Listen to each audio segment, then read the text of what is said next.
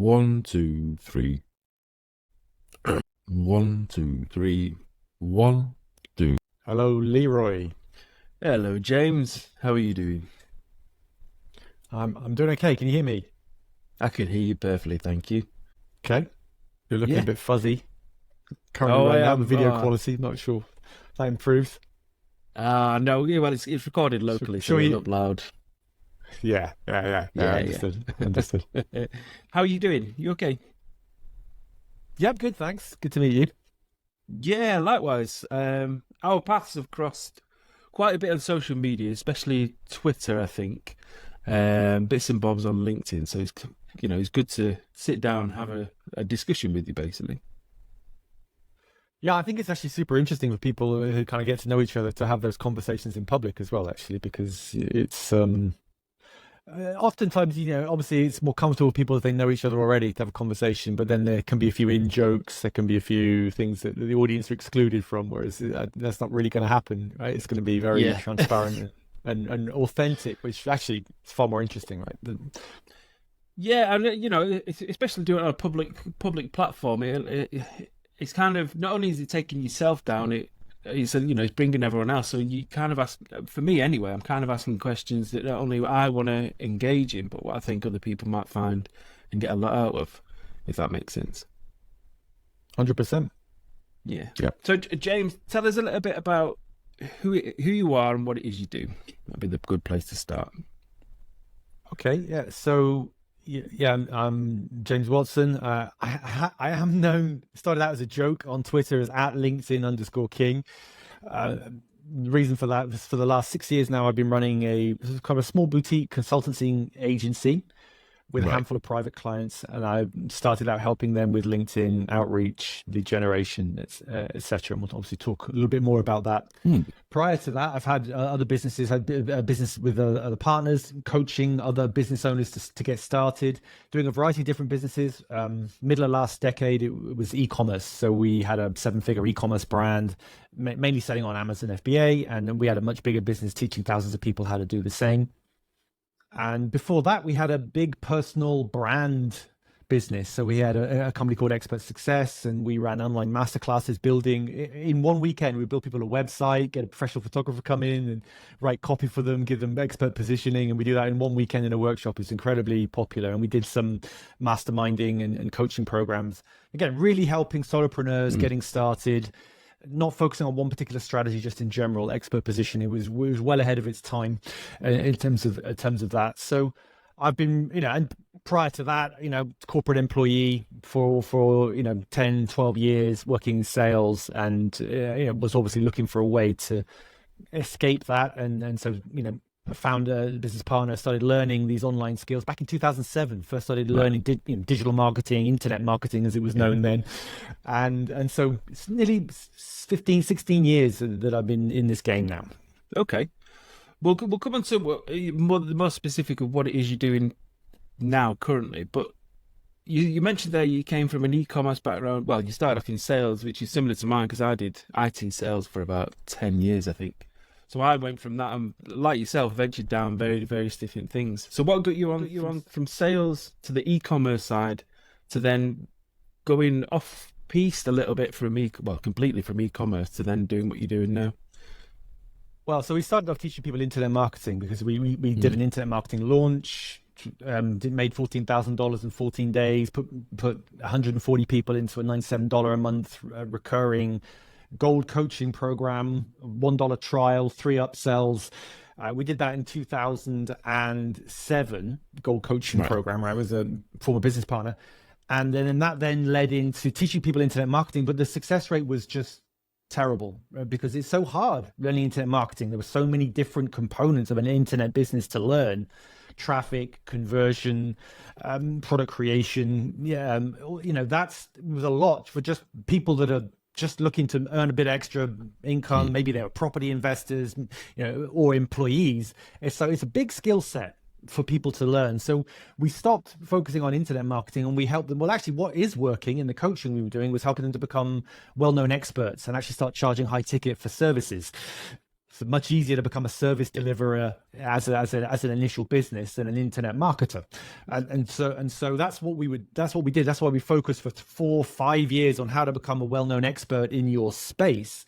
Now, what happened was that I'm always got a bit of a researcher. I'm always looking for good business models and what's coming in. And so the Amazon thing came on my radar in 2013, and I first started to see the Amazing Selling Machine course as it was then, teaching people how to make money on FBA, and it's like, this looks good, so let's try this. So I tried it, and my partner business was skeptical, but we launched a brand in the healthcare space and started to make money immediately. And of course, it was completely passive because you create the product, upload it to Amazon does the selling, and you just get this magical money from Amazon.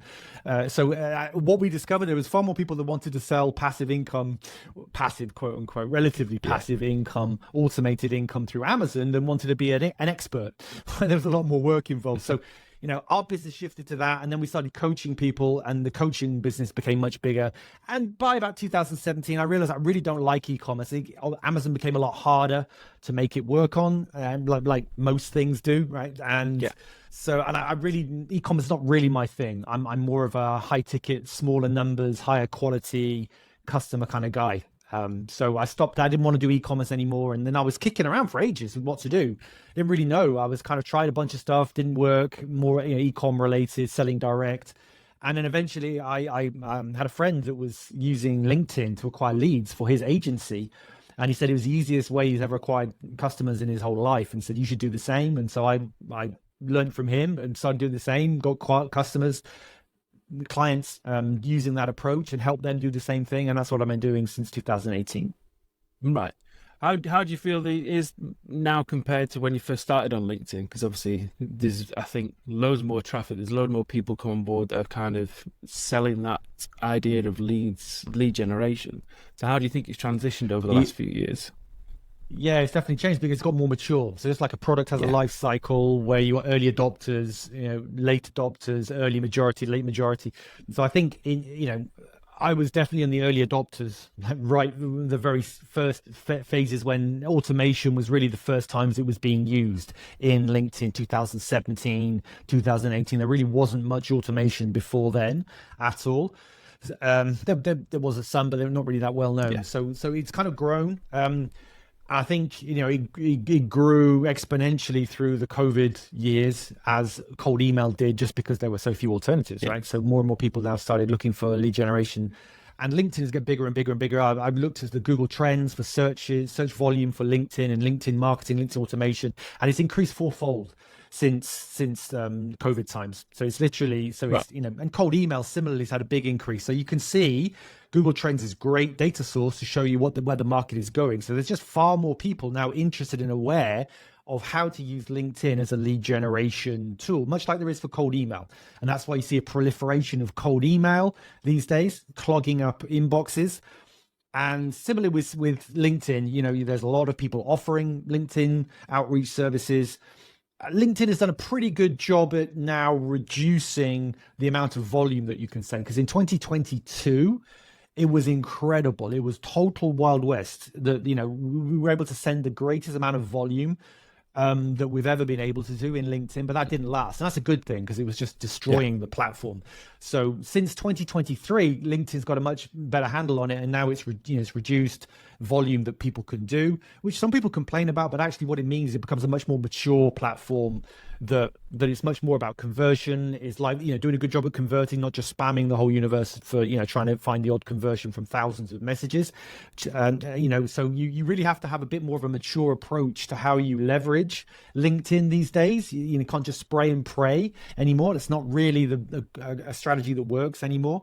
So that puts off the low-hanging fruit, if you like. But there are still lots of people internationally, Southeast Asia, they're still kind of trying to reach out, message a lot of people here in the West, and that gives it a bit of a bad reputation. So, it's matured a lot, like most markets, and I've adapted what I do as a result of that, which we can talk about if you like. Yeah. What do you think is driving that growth thing? Because I know within our circle, kind of the B2B lead generation space, driving revenue, that sort of thing, there's a lot of characters within that sub niche that are obviously attracted to the platform, but that doesn't explain why, your business leaders, CEOs, and things like that, they're becoming more attracted to the platform itself. So, what do you think is driving that growth worldwide overall? Well, there's two things. So first of all, the internet marketers, the agencies, they're interested when you could spam the crap out of it, basically. So if when we could send insane volumes of messages, then people in the lead gen space were very, very interested because it was a big, old, easy button. And so when that goes away, then their interest sorts of tails off a little bit. So you can see there's a noticeable tailing off. And that's also coincided certainly in Twitter with, money Twitter really peaking in the early 2020s. Like that, again, I got on board just because I was bored in lockdown. I started tweeting because there was like freaking nothing to do, right? So just started tweeting and all this, and then it just went from there. And there was, it kind of grew early 2020s.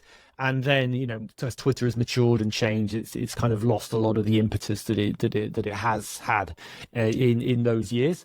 But that's fine. Twitter is just like a microcosm echo chamber, right? That a few of us inhabit in the big world of business. That's where LinkedIn plays because there's 900 million users. There's a couple of 100 million users in the US alone, right? And it's these people that use LinkedIn are affluent. 50% of them have family incomes of north of $100,000 per year plus.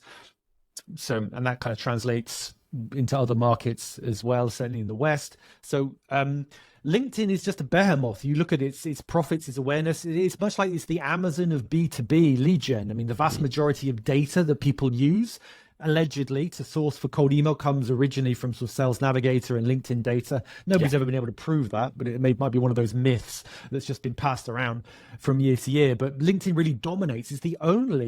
To this day, it's the only business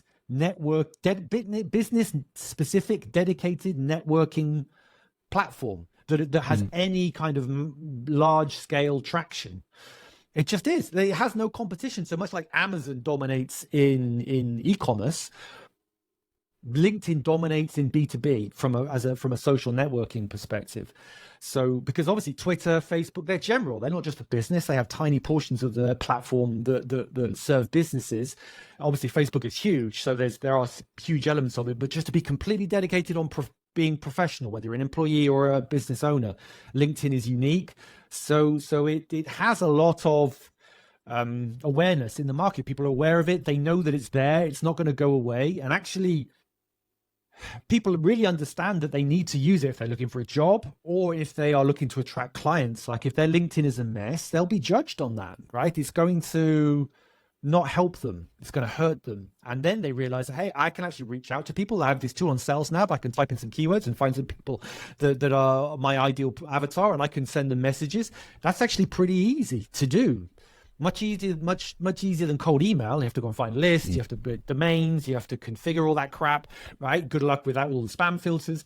And that's actually a lot harder to get started in cold email now ironically, than it is in LinkedIn.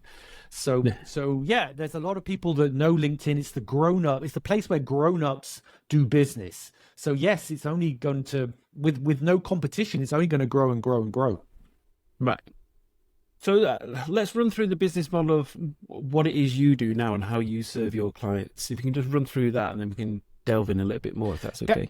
Yeah, sure. So I started off just doing managed outreach campaigns on LinkedIn. So using automation platforms, not doing it manually. Some people did it manually with VAs, but overall the benefits of automation really outweigh that approach. My experience.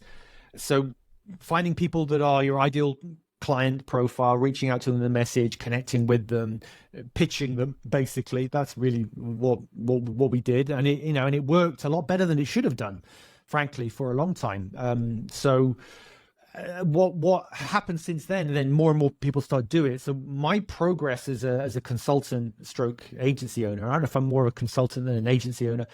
I don't really consider myself an agency owner because I'm not mass market. I'm very I work with a handful of private clients and that's it, right? And I do a lot more for those clients than a typical agency does. So it's more akin to a growth partner model, right? Something you know well, but I'm not necessarily full-on growth partner, as I'm not dealing with all of the sales side. I'm focusing mainly on the outbound marketing and demand generation.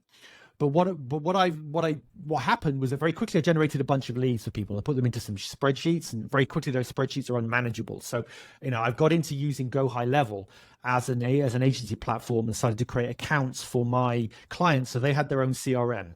Originally it was Pipedrive, and then when Go High Level came across, it really just blows it out the water for value as an agency owner. So I could create sub accounts now, as I do for my clients, and I could take all the leads that we generate from LinkedIn, I could put them into a CRM, tag them, filter them, we can add them into follow-up sequence, and we can reactivate them. Like, they're so much more valuable now they're in a CRM rather than just in a spreadsheet.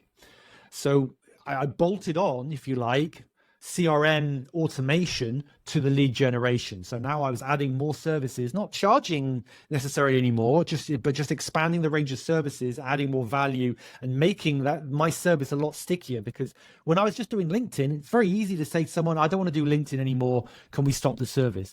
But when you're running LinkedIn and you're running their database for them effectively, and you're the expert, then you become a lot more valuable. I have clients now I don't even do LinkedIn outreach for, but they still keep me on retainer because I'm helping them to manage their CRM database, because that's where the real value is for their business. So that makes the service hard to compare to other people, and also very, very sticky. Now, beyond that, we've now gone into the stage where I started helping people to create events, to start to do some more content marketing on LinkedIn. I'm not doing posting for people. I'm not doing any of that content side of things, but doing events are big, because events are huge on LinkedIn. You can send 1,000 invitations to attend an event per week, per account. So for one of my clients, I'm managing 5 accounts for them currently. We sent 15,000 invitations to people to invite to one of their events. And we got a reasonable take-up rate on that, and they're very happy. But we all did that through event invitation, not sending messages, just through event invitation. So events are incredibly powerful and little understood. But beyond that, I then moved into creating groups, LinkedIn groups for my clients, dedicated on their ideal avatar. And I've taken multiple clients from zero groups with nobody to now close on 5,000 members. I've done this multiple times. In fact, most recently, I took a client from zero, and in 20 weeks, built them a group with 2,000 members in it. And this is just in Australia, just in one small geographical area. So building groups are incredibly powerful, but nobody understands why. The main number one reason why building a group is so powerful is because once somebody joins your group, you can reach out to them and invite them on a call, and the conversion rate from call offered to call accepted goes through the roof once they have made that micro commitment of joining a LinkedIn group first. So typically, I'm looking at the numbers. I've invited now 5,500 people through my clients' groups to a call, and I think the numbers are just around about 1,200 that have accepted. It's about a 22% call offered to call accepted ratio, which is try doing that cold. Try doing that even with just people that connect with you on LinkedIn, accept your connection request. Or 1 in 5, almost 1 in 4, going to say yes to a meeting after they connect with you. Just not going to happen. But because the power of micro commitments, human psychology, they've joined your group, they're a little bit more aware of you, you have expert positioning, status delta, because you're the owner of the group, right? So you have authority. That means people are more compliant with your request to jump on a call with them. And to be fair, this is a discovery call. It's a networking call. It is not this is what we do. Would you like to jump on a call so I can pitch you my service call? But they know what you do. The group is about, the subject, the topic that you help people with. So they know what you do, but they're jumping on a pre-discovery call is really what I call it. Good old-fashioned networking. Let's just get to know each other, a little bit like what we're doing here. And if there's an opportunity that arises from the call that either of us could add value to each other, then let's set up a second call and we'll talk about that specific opportunity in more detail. And what this has enabled my clients to do, because most of my clients are in technology and they're not great marketers, right? They're not experienced in sales and marketing. This is why they're retaining me to help them. What this is allowing them to do is have conversations with people that are in market. So they have the potential to be qualified customers, but they haven't raised their hand saying, I'm interested in your product or services yet. but so they can have conversations with them and start to find value propositions and customize what they do to find the sweet spot and essentially research the market to find the market's hot buttons for what they're looking for, so they can customize how they position their products and services. So it's an essential step to find product market fit for many of my clients that are in that situation. So that's really been invaluable. Obviously, for clients that have product market fit, it's easy. It's either then you build trust, you get to know someone, and then you can say, this is how we help people. Is that something you'd like to know more about? So yeah, great. Let's schedule another call and we'll talk about that. Otherwise, no problem. Now at least we're connected, we know each other, and you're building that much closer personal network of people in your group. The groups become a little bit more engagement friendly, and you have this asset.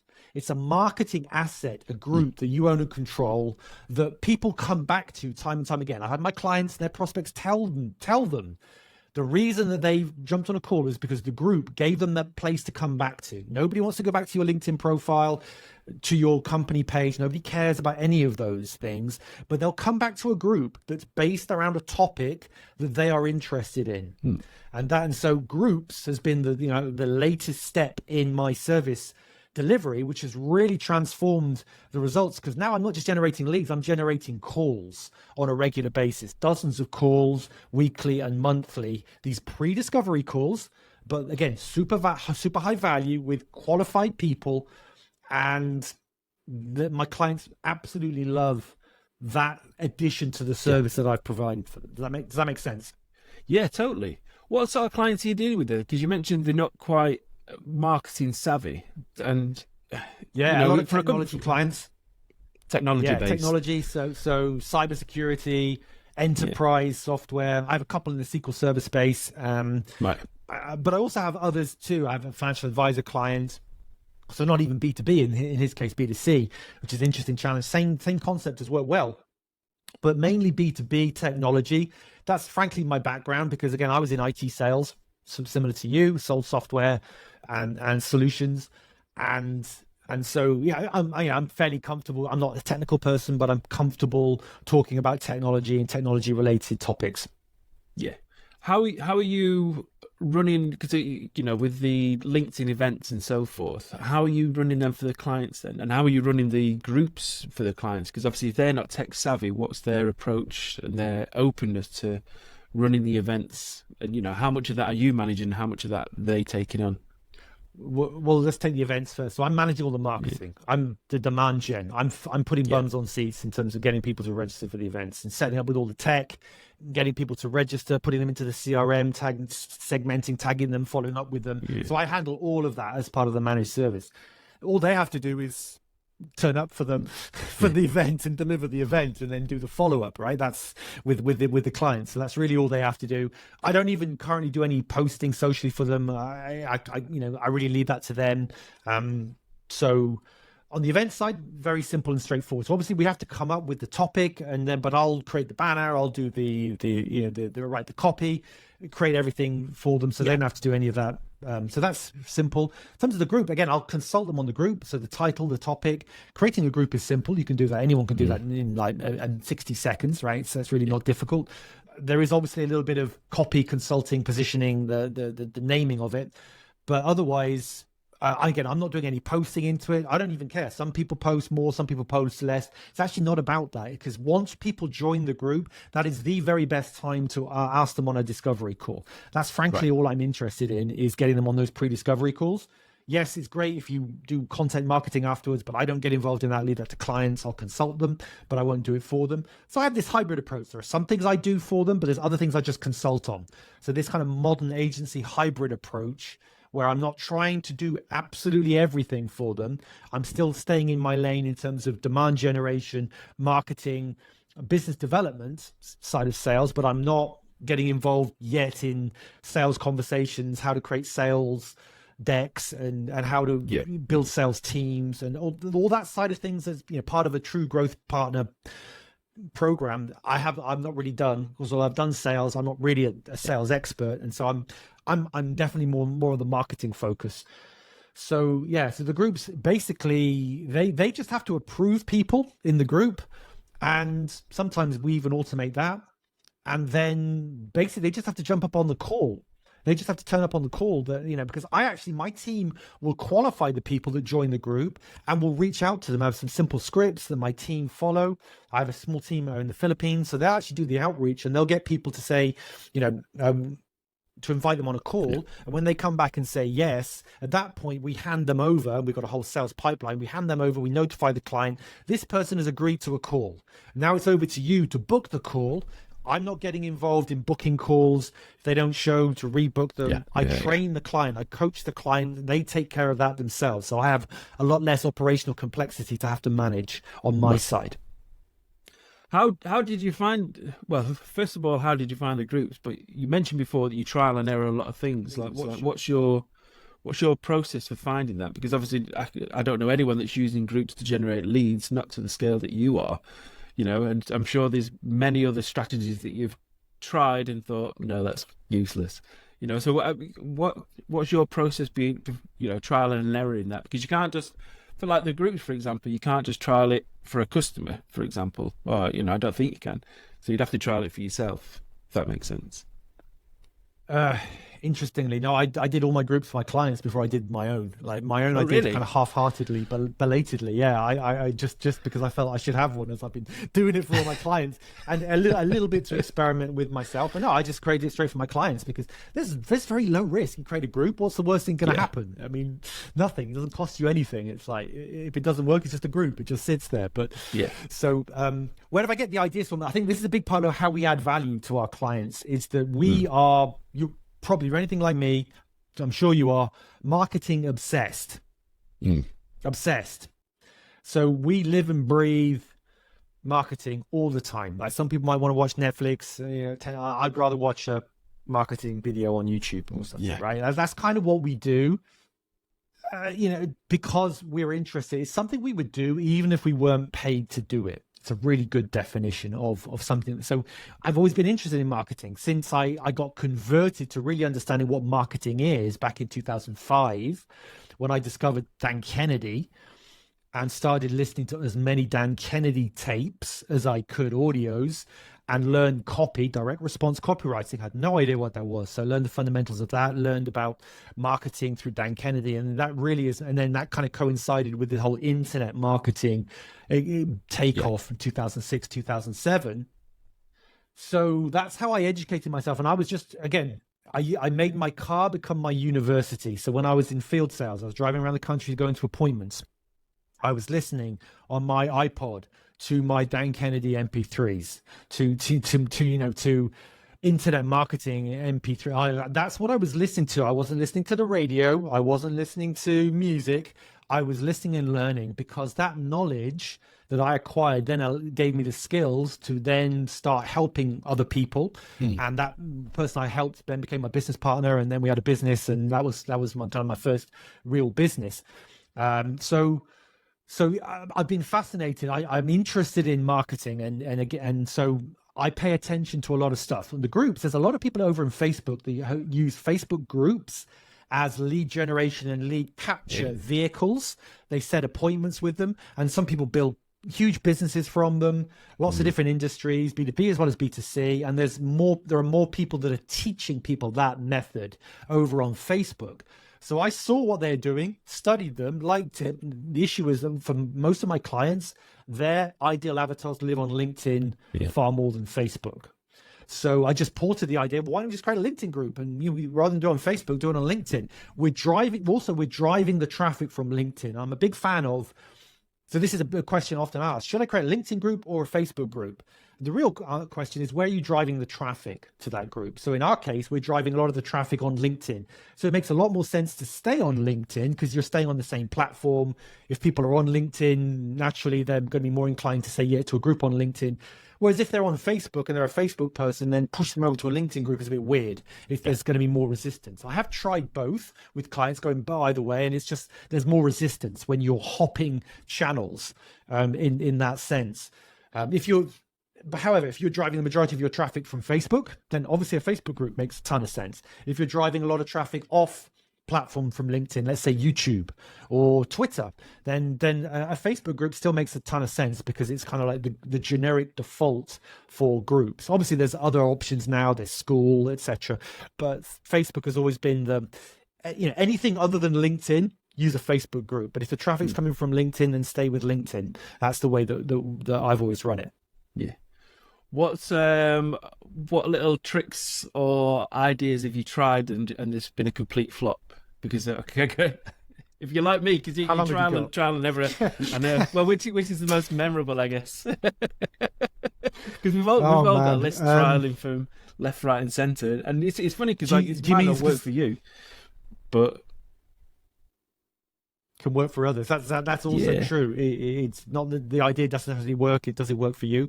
Do you mean on LinkedIn or just in general, just in marketing, business in general? Just in business in general, really. Yeah. Because there hasn't been too much failure on LinkedIn. You had very few issues with account restrictions, for example, and that's because you use automation tools that are not browser. They don't hijack the browser in order to run automations. They're a lot riskier. That said, there's still tens of thousands of people that use browser-based automation tools, and it works totally fine. That's a perfect example of something I would never do. But other people can use it and do make it work for them. But the risk for me is high. It's all about risk management with you, because the whole LinkedIn automation thing is black hat. LinkedIn doesn't want you to use any automation tools. So you're having to navigate that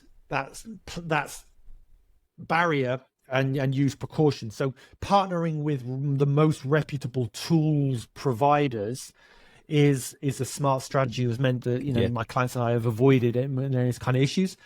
In terms of other business things that have failed, oh my gosh! I mean, I tell you what failed spectacularly, thinking about this.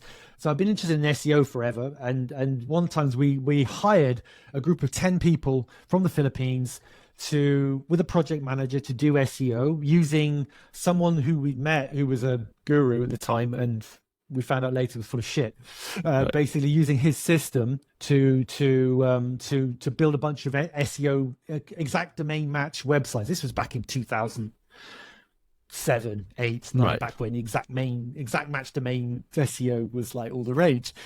And so we hired all these people. We got them doing this system, and the system was an utter and complete failure. So we never tested the system first before we went out and hired a whole bunch of people. It's just greed. Let's just go out and hire a big bunch of people as soon as possible, and then buy some wheelbarrows to collect all the cash that we're going to generate from it. Of course, that's not how it works. So now I very much take the opposite approach. I want to test something small. I want to fail fast. I don't mind failing. There's no problem with failing as long as you can fail fast and not have to spend too much time or money. That's the time and the fast kind of go together. It's really if we fail quickly and I don't need to spend 20 grand in order for it to fail, I'm happy with that. If I have to spend a few hundred and in a few weeks I find out it is not working, okay, I'll write that off as a failed experiment. So what? That's just R&D. So failure is absolutely necessary in order to succeed. So there's all kinds of things. We did sort of pseudo MLM schemes, and again, that can work for some people. Like, for example, how to build internet businesses. We were part of a business ventureship with someone else that was a pseudo MLM. Absolute freaking disaster, because there were other business partners involved, other people. So when you don't have complete control over something, it's a total nightmare. There's a clash of cultures, a clash of values. So that was a clash huge of mistake. egos as well. Yeah, 100%. Yeah, absolutely. Just a mismatch of personalities and skill sets. Yeah. A total disaster waiting to happen. So then that cost us a lot of time wasted, money, energy, effort wasted. And so it all comes back to, if we're going to do something, don't try and do something big that takes 6 months to know whether it's going to succeed or not. That is a recipe to go bankrupt, Frank. Yeah. What proportion of your month do you reckon you utilize on trialing different things? Oh man, that's a great question. I would say, like this week, I've been all in learning about and building AI chatbots on ChatGPT, building GPT assistants and agents. And man, I got to tell you, that is an absolute goldmine of opportunity. So I am spending a lot of time learning that. Again, learning from other people much smarter than me, that are ahead of me, testing stuff and actually figuring out, okay, how can I use this for my own business? How can I use this for my client's business? And so, I'm spending a lot of time on that. It really helps with research, building really detailed customer avatar profiles, but then you can create writers that will actually write content and ideas for that avatar, and you can automate the whole damn thing. So there's so much you can do with it. It's like building a team of actual people, but they're not people. They're just expert assistants that live inside of GPT. But still, the key is you got to learn how to prompt them, how to interact with them and manage them and develop them. That's the thing people really struggle with the AI. It's learning how to talk to it, interact with it, to train it, for it to get better and better, to provide better results. There's a whole skill around that. Prompt engineering is going to be the number one skill of our generation, frankly, right now. Are people interested in marketing, whatever age you're at? I'm older than you, but it's like, so I'm very interested in learning that technology right now, and I am spending a lot of time to try and incorporate that into my business, as well as find other new opportunities that I may potentially develop instead of LinkedIn. Yeah, a lot of that, like trialing, messing around with it, seeing how it works, looking at the intricacies of it. Ideas crop up, and you'll be like, "Oh, I can use it here, I can use it there," and you become more open to where you can explore the ideas with it, really. So, what kind of tech stack are you using? You mentioned go high level. Using AI or exploring AI. What other tech are you using at the minute? So for LinkedIn automation, I've used Expandy since 2020. I've used other tools before then, but Expandy is the one that is the safest pair of hands in the industry. Really smart, intelligent people that are running it, and it's really more. I look a lot of the founders, and I how do they act like, and the CEO of High Level, for example, he's famous, a guy called Sean Clark. I interviewed him. It's on my YouTube channel. I interviewed Stefan Smulders, who's the CEO of Expandy. Both interviews on my YouTube channel. But Sean Clark is famous because it's just his level of dedication to looking after his customers is absolutely legendary. Right. So he's talk about all hours of the day and night. He's in his Facebook group, his High Level Facebook group, and he's helping people Sunday morning, like just anything, even the most ridiculously minute thing. He jumps in there and helps out, and he's legendary for doing lots of updates and sharing stuff with people. So again, I really judge the tool set a lot by the owners and the founders, because it's you really need to make sure you're not going to be left high and dry. People that don't communicate, they don't develop, they're not going to go AWOL on you. So that's a kind of a lesson in doing due diligence when it comes to whichever tools you provide, whichever tools you use, in your business. Because they're very important. So I, for example, I'm not going to jump ship from using Expandy to another tool very quickly or easy. It took me 6 months to move to Expandy from the tool I was using before. Why? Because I tested the heck out of it. Now that's an example of not just testing for a couple of weeks and saying, "Oh, it's good, let's roll everybody over." That there are times you want to test slowly. It's kind of like hire slow and fire quick, right? That's this kind of that approach. So there are times you want to do things really test slowly, just to really build in resilience into that testing. So those are the two main. Obviously, I'm using Zapier as a bridge between Expandy and Google Sheets, where I'm doing a lot of data collection, KPI gathering, and before I'm then pushing the data into the CRM, where it can actually be processed and managed and followed up. So that's my primary tech stack for the outbound work that I'm currently doing with clients. Okay. How are you looking towards the future then? Because we touched on AI. First of all, how do you see the market going? Not just in terms of AI, because that's the obvious one. Obvious for many reasons. It's going to dominate in quite a lot of areas.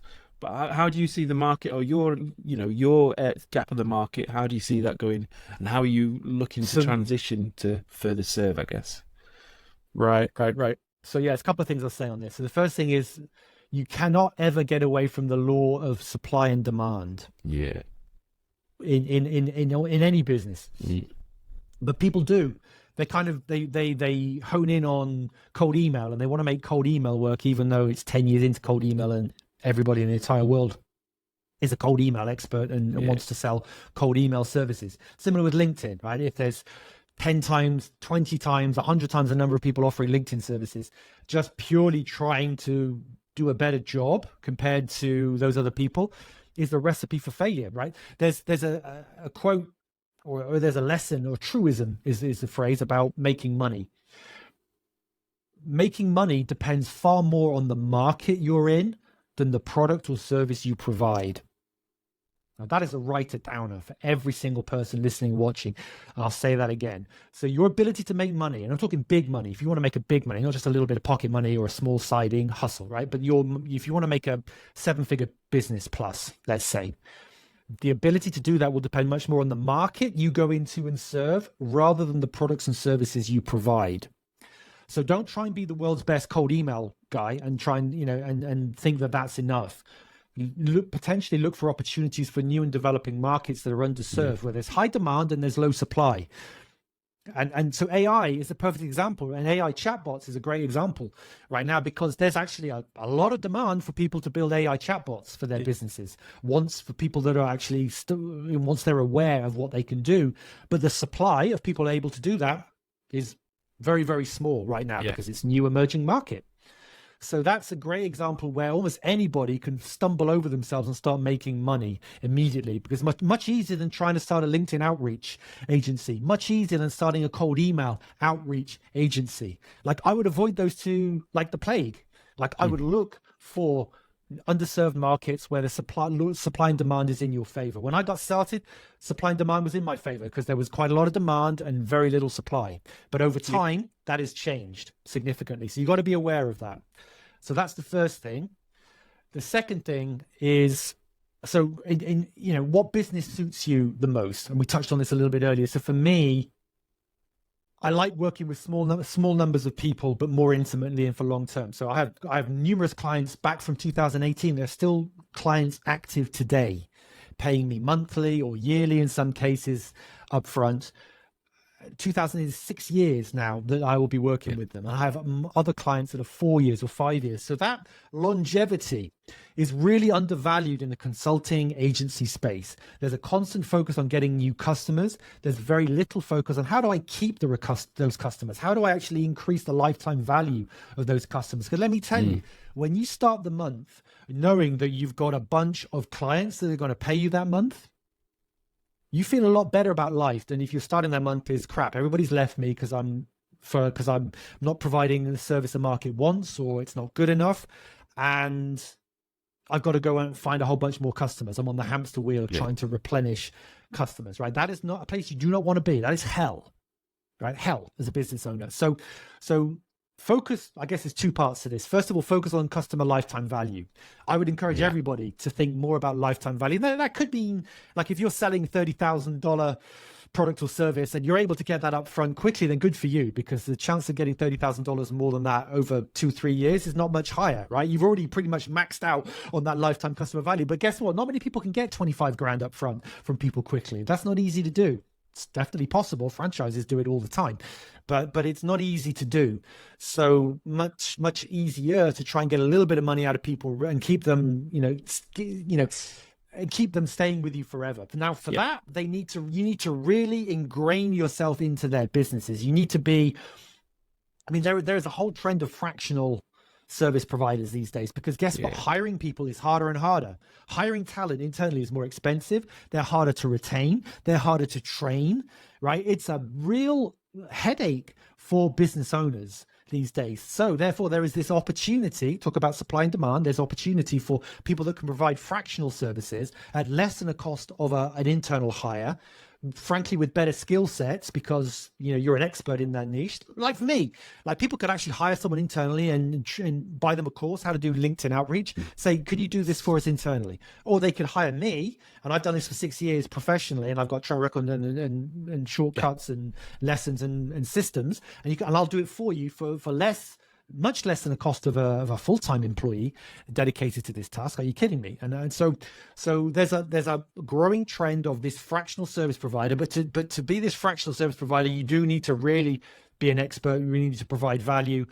and you'll get better results if you can provide one or more service to them. As I said to you, what made the biggest difference in my business was adding on CRM automation to the lead generation. Now I had two distinct but connected, very, very important high value services that meant that my customer lifetime value went through the roof. Yeah. So you want to be looking for this combination. Now, that doesn't mean you should be a full service agency. Big warning. Anybody that's in the agency doesn't mean you should be doing PPC, SEO, content marketing, cold email.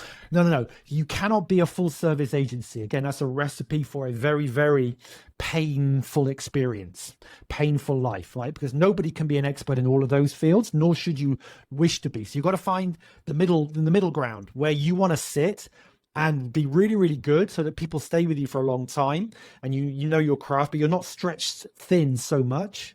Like I've resisted doing content and publishing because I don't want to be stretched to do that yet. Now that might change, and the AI might be the thing that really changes that, because we can actually create systems that really simplifies that process, and I can actually now bring it in-house and I can manage that without it being too onerous in terms of demands on my team.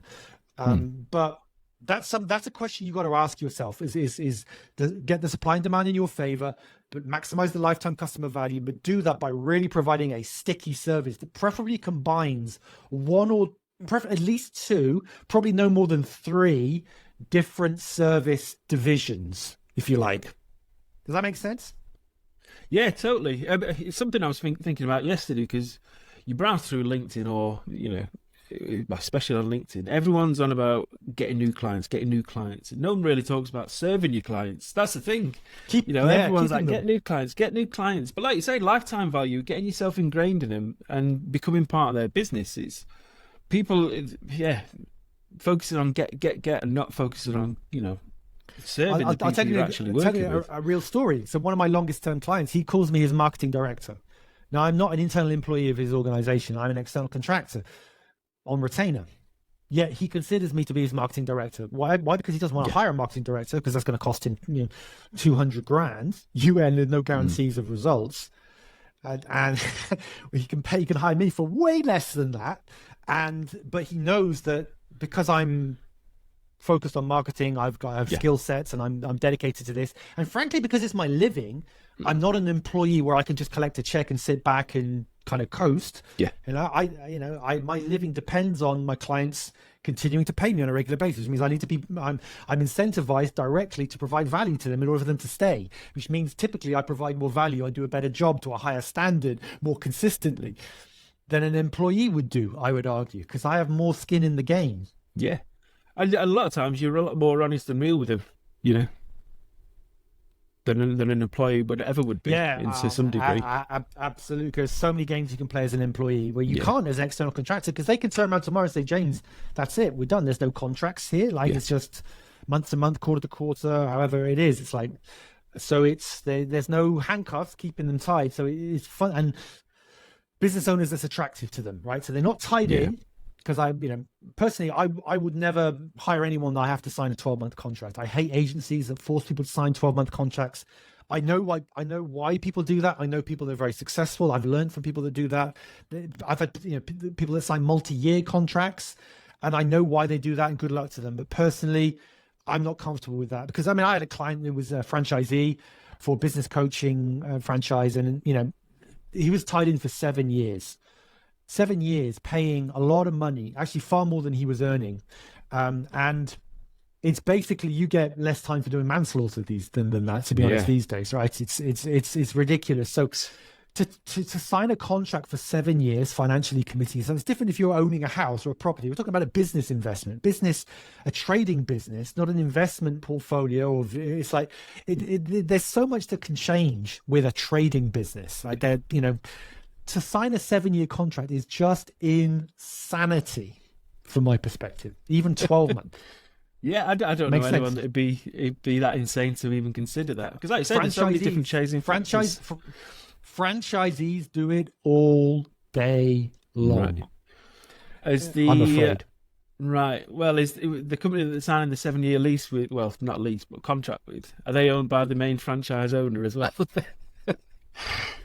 No, that's the franchisor. The franchisor has Yeah. got is demanding the 7-year contract that the franchisee is signing up for. The franchisor makes their money regardless, unless this guy he could sell the franchise. There is a market in selling franchises, but something that's a service delivery that's not a physical location based is pretty low resale value. Let's put it that way.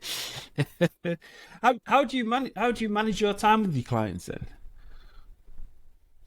I like another big thing that I've always done from scratch is I've always demanded my clients to speak with them weekly. Right. So an hour a week minimum. Like I need that FaceTime, and whenever I don't have that FaceTime, there's always problems. Yeah. So initially in the agency space, a lot of people say, "Oh, I don't want to talk to clients. I'll send them a report once a month." Then they're shocked when they leave after 60 days because they've built no relationship with them. It's a very transactional relationship. Now, if you're a productized service provider, that's different. Like you are providing by very nature a productized service, so you're delivering something at a normally a low cost.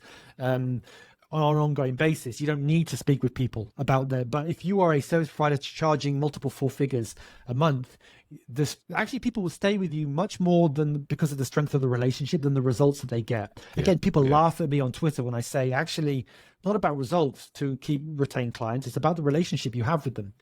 Because again, some of my clients are, they're learning how to improve what they do, and I'm helping them, and they can see they're improving with my help, and they're happy with that. It doesn't mean that they've achieved all their goals that they wanted to. Doesn't mean they've closed like tons of business necessarily, because they're still lacking product market fit and some other skills, etc. But they know they're making progress far more with me than they would on their own, or if they went with another agency that doesn't understand their business.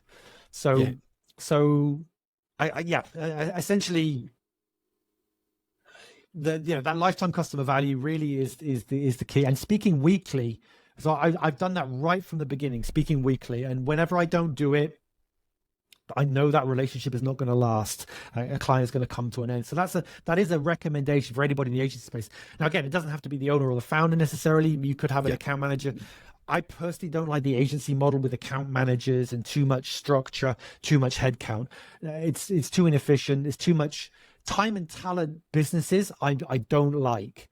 I don't want to run a time and talent business. So that what that means is where you have to invest a lot in supplying time and paying for talent to deliver something that requires human time. I much prefer more automated solutions. But for my boutique business, I know I need to spend face time with my clients, and doing that has put their lifetime value through the roof. And we're talking about 1 hour a week, typically, Leeroy. It's not like I'm not an internal employee working for them, hours a day, right? They know the deal. I'm not working for them full-time, part-time, absolutely not. But I also don't count, I'm not a bean counter. So if they want to speak twice a week, we'll speak as much as you need to, because I give them flexibility. I give them service. And I'll, that's the stuff that a typical agency just can't do. It needs to be more productized, systemized. Otherwise, it can't scale. But that model is very hard to make work. Let's put it that way. It's possible, but it's a real difficult business to run, and it ain't for me personally. Yeah. Do you think a lot of people struggle with that relationship side of within their business? Well, especially with because there's a lot of young kids coming on the scene. Do you reckon they struggle with that to some degree? You see a lot of churn with these agencies. Yeah, because where are they learning from? They're learning from Imam Ghazi. I mean, for Christ's sake, do me a favor, right? They're not going to learn how to deal with people from a snake oil salesman, right? It's just not going to. Where are the ethics and values? Where are they learning? Now, if they learn from a Dan Kennedy, then they're going to learn about the importance of lifetime customer value from day one, and the importance of, adding value but to the right person as well. So Dan Kennedy would say, he learned the lesson early on that he only was looking for successful people, because it's much easier to add value to people that are already successful than people that are not. This is why typically I avoid startups, and I've done a lot of work with startups in the past, but they are very hard because the success rate is so low, right? The attrition rate is so high, the failure rate was so high because they need so many skills. There's a phrase, we're in the business of making eagles fly, not helping donkeys soar, right? So, or the other way around, we help eagles soar, not make donkeys fly. I think that's the way around, right? And although that sounds harsh, the reality is that we provide a lot of value to the right person. But if we're not discriminatory in terms of who we try to engage, and we engage someone that's too early in their career, they're missing all these other skills and assets, it's the devil's own task for us to help them make a return on investment. But for people that already have success, already have cash flow, already have assets, much easier for us to add value to them more than they pay us. And that's the recipe for a successful business relationship. Yeah. James, thank you so much. I really appreciate that. I've got a lot out of it. And I'm sure anyone listening to this will as well. Just how can anyone get in touch with you? Because I know you're on LinkedIn, but what's the best way of getting in contact? Yeah, so I have a personal brand website at jameswatson.com. So that was a domain I did invest 4 figures for a number of years ago, and that was actually well worth investing in. So jameswatson.com will link to my agency website. It also has a link to my Twitter and LinkedIn on there. So probably best to go to jameswatson.com. And the other thing I would suggest, a free resource for all of you, if you're interested in optimizing your LinkedIn, I have one of the top videos on YouTube. It's a masterclass, 60-minute masterclass I made about LinkedIn profile optimization. And it was a masterclass I was actually going to sell because there's a ton of value in there. A lot of actionable detail, not just fluff and positioning. So if you go to YouTube and type in LinkedIn profile optimization, you'll see my video, my picture ranking probably, top 3 or 4 spots. So it's totally free. There's already 24,000 views of that video, tons of positive feedback. So if you're at all interested in optimizing your LinkedIn profile is the first step in getting ready to do LinkedIn outreach. There's no point doing LinkedIn outreach if your profile looks like crap, right? So go and optimize your profile, even if you're not going to do outreach, because your LinkedIn profile is a very important piece of property, is a media property that you need to curate, look after, as you would do your own garden, right? You need to prune the weeds, you need to dress it up, make it look good. You don't need to be in there spending time all the time necessarily, but you do want to look like your Sunday best, at least on your LinkedIn profile. So go and watch the LinkedIn profile optimization video, optimize your LinkedIn profile, and you'll have that benefit forever. For as long as you have your LinkedIn profile, it's going to be the rest of your life. Right? That's a long time. So go and do it, and you will get value from that process. Excellent. I'll make sure that link's in the podcast when I stick it out. But yeah, James, thank you so much. I appreciate that. You're welcome, Leeroy.